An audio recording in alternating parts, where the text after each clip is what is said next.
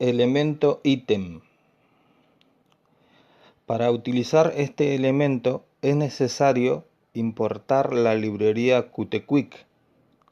Podemos utilizar las versiones compatibles con Unic y este curso, tales como la versión 1.4, 2.0 hasta 2.5. Para Unic recomendamos la versión 2.0. Si quieres, puedes experimentar e importar versiones posteriores a las mencionadas, pero no te podemos garantizar su funcionalidad. Ítem es un elemento posicionador y contenedor.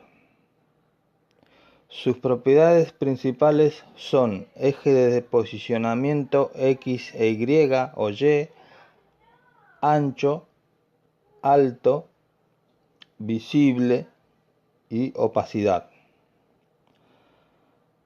Las propiedades X e Y o Y se utilizan para definir la posición del elemento. Las propiedades ancho y alto se utilizan para definir el tamaño, es decir, las dimensiones del elemento. Tanto las propiedades de posición y de dimensión, ambos requieren un valor del tipo número entero.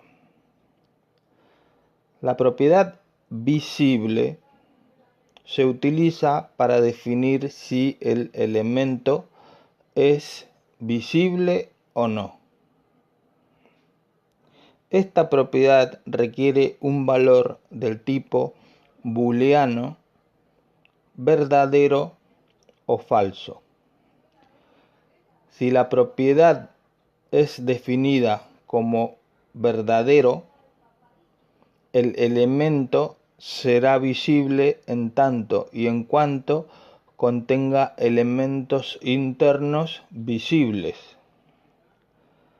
Si no contiene elementos, será visible, pero no veremos nada en pantalla. Si esta propiedad es definida con el valor falso, el elemento no será visible, tampoco sus elementos internos. Por defecto, la propiedad visible es verdadero. La propiedad de opacidad se utiliza para definir el nivel de transparencia del elemento. Esta propiedad requiere de un valor del tipo número real, cuyo valor máximo es 1.0 y el valor mínimo es 0.0. Por ejemplo, si el valor es 1.0, el elemento se visualizará con plena opacidad y cero transparencia.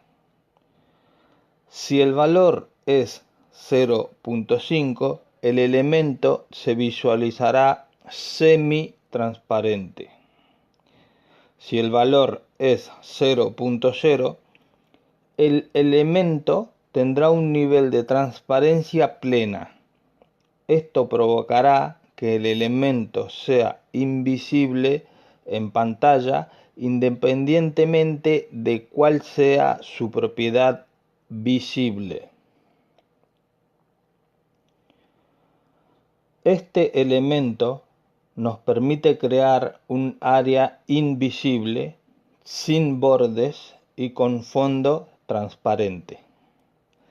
Dentro de esta área podemos incluir otros elementos visibles o no visibles. Ítem, salvo raras excepciones, contendrá otros elementos en su interior. En la práctica, tiene poco sentido que este elemento ítem no tenga elementos en su interior. Al tener elementos en su interior, este elemento ítem, contenedor, se lo denomina objeto o elemento madre.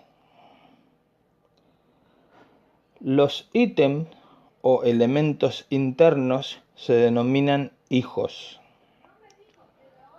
Dependiendo del contexto, para referirnos al elemento madre, podemos hacerlo mediante su propiedad ide o mediante el término parent. Para referirnos al conjunto de elementos hijos, el término a utilizar es children.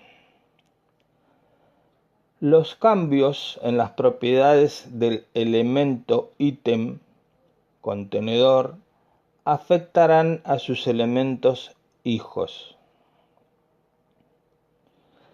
Este elemento es muy útil para utilizar como contenedor de uno o varios elementos internos a los cuales los queremos controlar de manera conjunta. Este es el elemento principal de QML, del cual dependen la mayoría de los elementos, los cuales están creados a partir de este elemento ítem como base. Hay que recordar que la mayoría de los elementos QML heredan propiedades y características del elemento ítem porque derivan o fueron construidos con él. Conocer lo máximo posible de este elemento ítem nos facilitará muchísimo la comprensión de casi la totalidad de los elementos de QML. Este elemento se llama ítem porque es la palabra que se utiliza para hacer referencia a un artículo, párrafo, apartado, sección, cosa, objeto o parte de un texto o escrito, por ejemplo, en la literatura.